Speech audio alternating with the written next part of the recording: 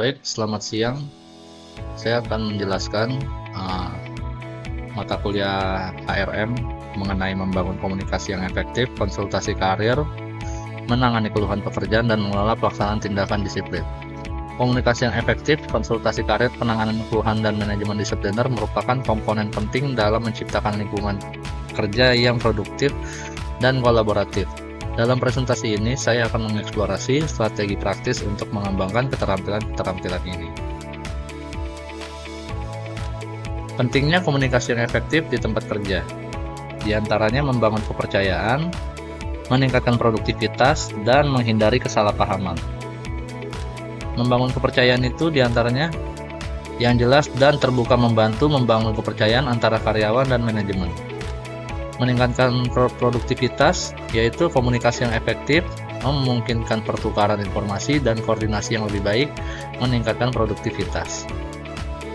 Menghindari kesalahpahaman, yaitu komunikasi yang baik, membantu mencegah kesalahpahaman dan konflik di tempat kerja. Lalu ada membangun hubungan yang baik dengan karyawan. Di antaranya mendengarkan aktif, komunikasi terbuka, umpan balik konstruktif. Yaitu mendengarkan aktif, menunjukkan perhatian dan pemahaman dengan mendengarkan dengan seksama apa yang dikatakan karyawan. Sedangkan komunikasi terbuka yaitu dorongan karyawan untuk berbagi ide, umpan balik, dan kekhawatiran mereka dengan bebas. Sedangkan umpan balik konstruktif yaitu memberikan umpan balik spesifik dan bermanfaat untuk membantu karyawan tumbuh dan berkembang. Lalu untuk menyampaikan umpan balik yang konstruktif, yaitu ada 4 poin, diantaranya fokus pada perilaku, berorientasi pada solusi, tepat waktu, dan 2 arah. Yaitu umpan balik harus fokus pada tindakan dan perilaku, bukan pada pribadi karyawan. Sedangkan orientasi pada solusi, yaitu identifikasi area perbaikan dan menawarkan saran untuk membantu karyawan berkembang, serta mengenai manajemen waktu dan komunikasi 2 arah. Lalu menangani keluhan karyawan secara profesional ada 3 poin, diantaranya dengarkan dengan sesama, tunjukkan empati, dan cari solusi. Yaitu memberi waktu karyawan untuk menyampaikan keluhan mereka dengan lengkap dan terperinci, serta kenali dan validasi perasaan karyawan sehingga mereka merasa dipahami. Dan kerjasama dengan karyawan untuk mengembangkan solusi yang adil dan dapat diterima.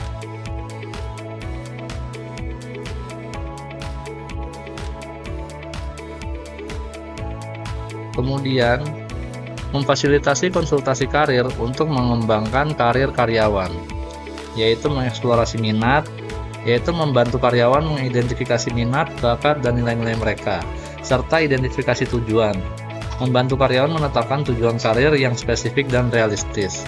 Dan yang terakhir, rencana pengembangan, membuat rencana aksi untuk membantu karyawan mencapai tujuan karir mereka.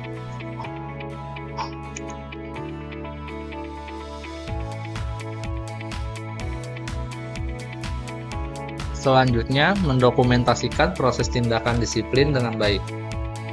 Di antaranya ada 3 poin, yaitu prosedur yang jelas, catatan yang lengkap, dan komunikasi terbuka. Ikuti prosedur disiplin yang transparan dan konsisten untuk memastikan keadilan, serta mendokumentasikan semua langkah dalam proses tindakan disiplin secara rinci, dan yang terakhir melibatkan karyawan dalam proses dan beri mereka kesempatan untuk memberikan tanggapan. Kemudian menanamkan pemahaman terhadap peraturan dan prosedur yang berlaku. Di antaranya ada kebijakan jelas, pelatihan reguler, dan kolaborasi terbuka. Pastikan semua karyawan memahami kebijakan dan prosedur perusahaan yang jelas. Adakan pelatihan berkala untuk memperkuat pemahaman karyawan terhadap aturan dan SOP. Dan yang terakhir mendorong komunikasi 2 arah dan masukan dari karyawan terkait aturan yang ada.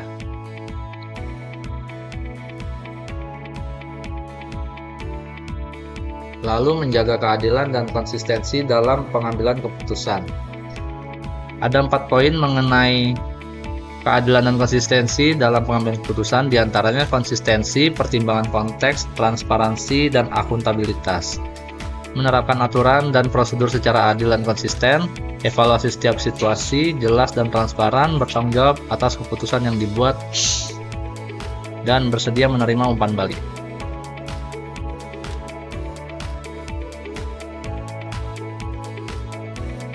Yang terakhir, untuk kesimpulan dan langkah selanjutnya, ada 2 poin, yaitu rangkuman kunci dan langkah selanjutnya, yaitu komunikasi yang efektif, konsultasi karir, penanganan keluhan, dan manajemen disipliner adalah keterampilan penting untuk menciptakan lingkungan kerja yang baik, serta menerapkan prinsip-prinsip dalam praktik sehari-hari dan terus mengembangkan kemampuan karyawan dalam area kerjanya masing-masing. Terima kasih.